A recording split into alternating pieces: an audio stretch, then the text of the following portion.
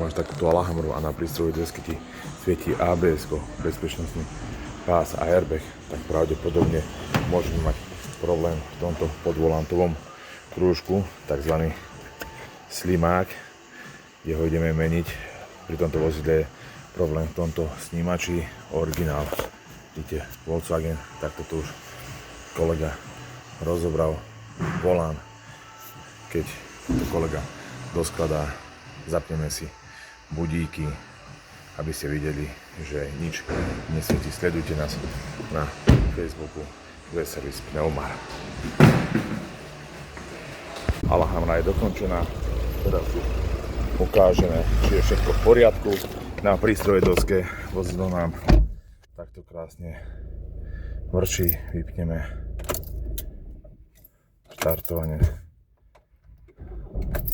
Krásne, teraz máme pripnutý pás, odopneme, zapneme.